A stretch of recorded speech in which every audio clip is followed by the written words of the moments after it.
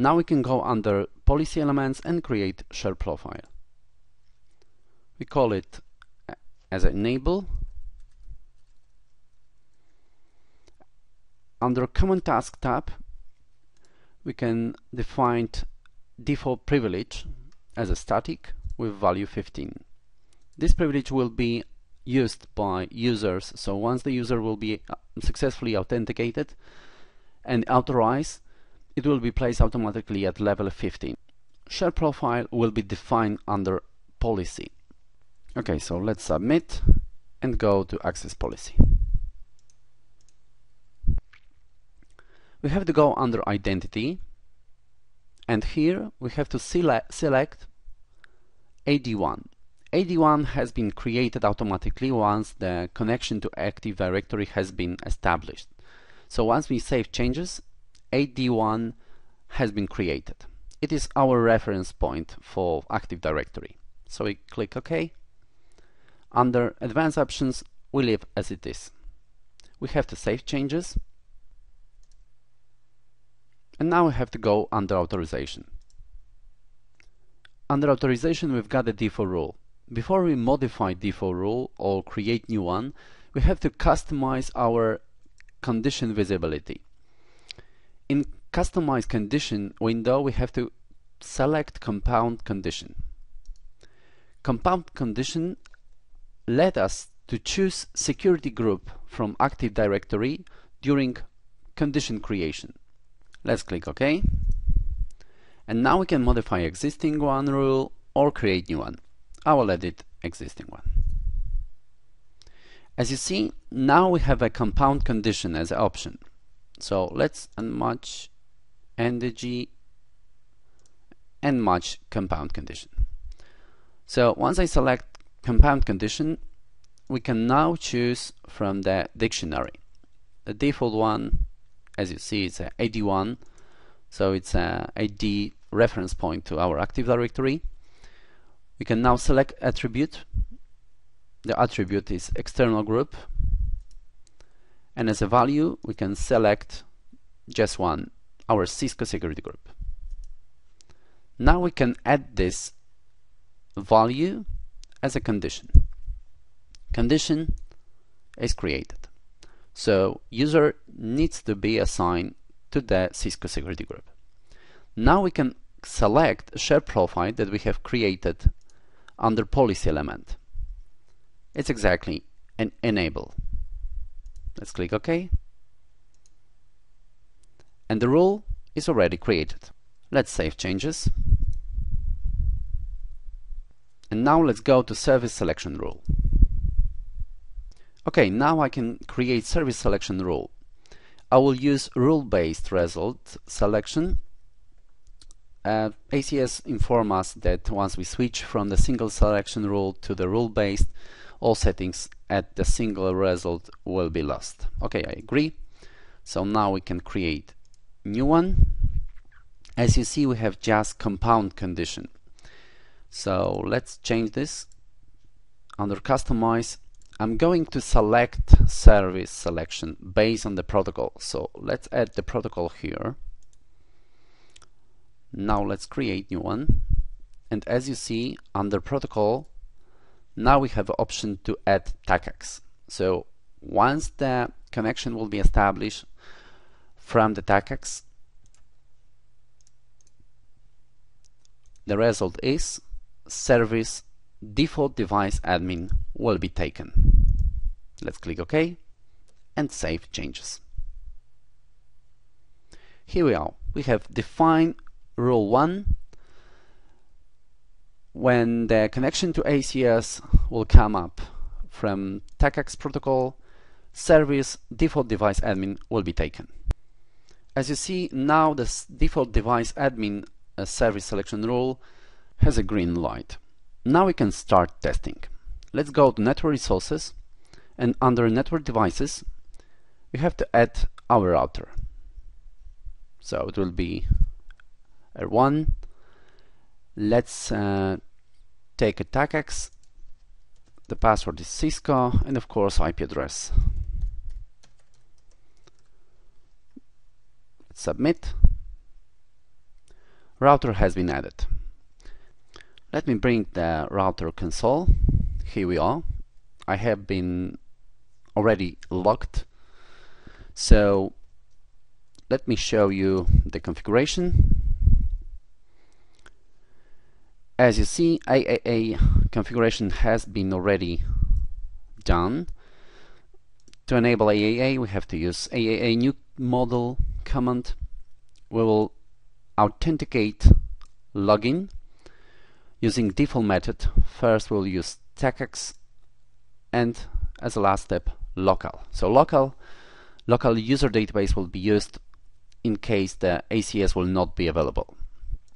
We will also authorize exec prompt. So exec means connection from host over SSH or telnet. If you would like to authorize console, you have to add this command. So we will authorize exec using default group. First we'll use TechX, second local user database, the same like for authentication. Let's go to bottom, and here you are configuration for TechX. So we specify TechX IP address and the key that we have defined a few seconds ago. Okay, let's debug NTP.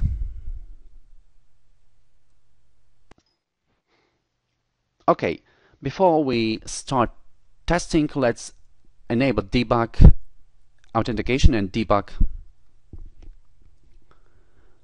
Okay, before we start testing, let's enable debug and Okay, before we start testing, let's enable debug authentication and debug TechX.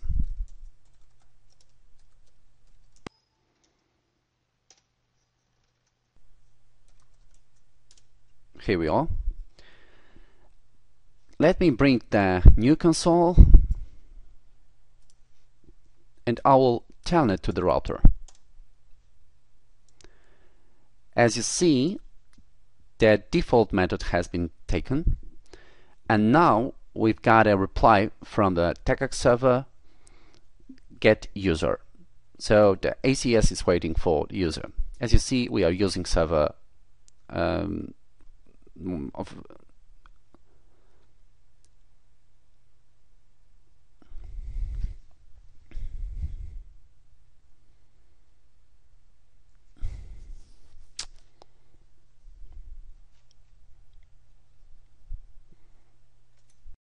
Let me bring router console. As you see, I'm already logged into the router. Here you are the configuration part that is related to AAA. To enable AAA, we have to use AAA new model command. To enable authentication of logging, we have to use AAA authentication logging default, and we will specify TechX as a first reference point where router has to take a look for user's credentials. In case ACS is not available, we will use local. To authorize exec prompt means connection from the host to the router over SSH or telnet. We have to use AAA authorization exec default group, and the reference point is TechX and local. If you would like to authorize a console, you have to use the AAA authorization console. At the bottom you can find the configuration of ACS, so the IP address and the secret key that we have defined at the ACS. Let me bring the new console, but before I do it, I will enable TechX and AAA authentication.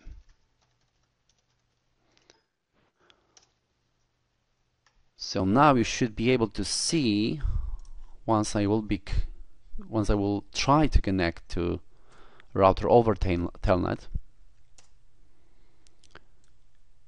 Here you are. Router has taken default method and is using the ACS server, as you see the IP address. And also ACS has sent get user request to the router. So let me put the John Smith credentials. As you see, at the router we get password request, and here we are. As you see, I have mistakenly put the wrong password, so let me log on again. You see the status fail here. It means that the user has not authenticated successfully. So let me log on again. So John Smith and password. Here we are. I'm already at the level of 15. You can also see that router received the attribute value from the ACS with static value 15. So we have defined it before at the share profile. So status is pass. Let me do a quick test. What I'm going to do is to remove the John Smith user from the Cisco security group at Active Directory, and I will do a test connectivity. So the user John Smith should be able to log on to the router, but it will not be placed at the level 15 but at the level 1. So let's remove the user. Let's try to log on. So John Smith,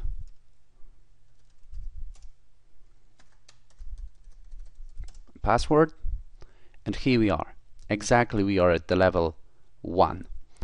I hope this video was interesting and valuable for you. You can find out our other interesting posts at www.netcontractor.pl/blog. Thank you.